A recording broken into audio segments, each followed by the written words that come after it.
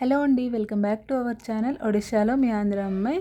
ఈరోజు మా ఇంట్లో స్పెషల్ అయితే ఈ కొరడి కూర అయితే వండుతున్నాను. చాలా టేస్టీగా ఉంటుంది. చాలా మందికి అసలు ఇది ఏంటో కూడా తెలియదు. ఒడిశాలో ఉన్న వాళ్ళందరికీ కూడా తెలుసు. ఇది చాలా ఫేమస్, చాలా టేస్టీగా ఉంటుంది. ఇది కదా ఈ వర్షాకాలంలోనే దొరుకుతుంది, మిగతా టైంలో దొరకదు. దీని పేరు కొరడి అని చెప్పాను కదా ఒడియాలోని, మరి తెలుగులో ఏమంటారో నాకు కూడా తెలీదు. ఎందుకు ఇది ఏంటంటే ఎదురు ఉంటుంది కదా, లేత ఎదురు కర్ర ఇది చాలా బాగుంటుంది. అది కొంచెం ముదురు అయితే ఎదురు కర్రలు అవుతాయి కదా, ఇది లేతది చాలా టేస్టీగా ఉంటుంది. అసలు ఒక్కసారి తింటే కదా మళ్ళీ మళ్ళీ తినాలనిపించేలాగా.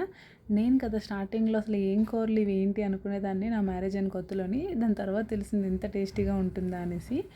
వాటిని అయితే ఇలా ముక్కలుగా అయితే కట్ చేసుకోవాలి. అవి కట్ చేయడం కొంచెం పెద్ద ప్రాసెస్సే. లేతగా ఉన్నాయి అనుకోండి కొంచెం త్వరగా అయిపోతాయి. ఇలా కట్ చేసుకొని అయితే వాటర్లో వేసుకొని ఒక హాఫ్ అన్ అవర్ పాటు నానబెట్టుకోవాలి. ఇప్పుడు ఈ కొరిడిని అయితే ఒక 15 మినిట్స్ పాటు అయితే ఉడికించాలి. ఉడికించడం ఎందుకంటే చేదుపోతుంది, నార్మల్గా వండితే అస్సలు తినలేము. ఇలా వేడి నీటిలో ఒక 15 మినిట్స్ పాటు ఉడికించిన తర్వాత సపరేట్ చేసుకోవాలి వాటర్. నెక్స్ట్ ఈ కొరడి అయితే, ఈ కొరడి కలర్ అయితే కొంచెం చేంజ్ అయింది చూసారా.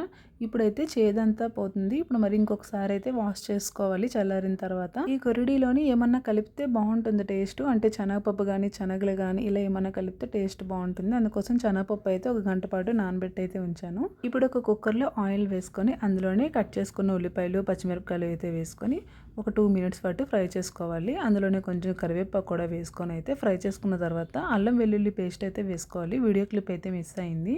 అల్లం వెల్లుల్లి పేస్ట్ కూడా ఫ్రై అయిన తర్వాత టమాటా ముక్కలు కూడా వేసుకొని అయితే మరి కాసేపు అయితే ఫ్రై చేసుకోవాలి. ఇందులోనే కొంచెం ఉప్పు, పసుపు, కారం కూడా వేసుకొని టమాటా మగ్గినంత వరకు కూడా ఫ్రై చేసుకుంటే సరిపోతుంది. చూసారా టమాటా ముక్క అనేది మెత్తగా అయింది. ఇప్పుడైతే నానబెట్టుకున్న శనగపప్పు అయితే వేసుకోవాలి. ఈ శనగపప్పు కూడా వేసుకొని బాగా కలుపుకున్న తర్వాత అయితే ఇందులోనే మనం ఉడికించి పెట్టుకున్న ఈ కొరిడి కూడా వేసుకోవాలి.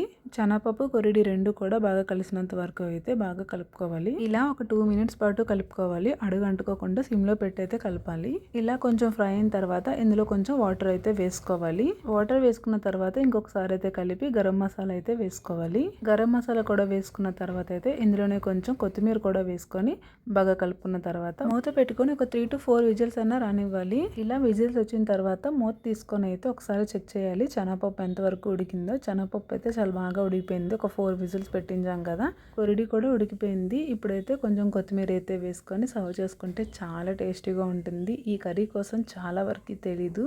మీ ఏరియాలో కనుక దొరికితే మాత్రం ఖచ్చితంగా ట్రై చేయండి, అస్సలు మిస్ అవ్వద్దు. వీడియో కనుక నచ్చితే కాస్త లైక్ చేసి సబ్స్క్రైబ్ చేసుకోండి.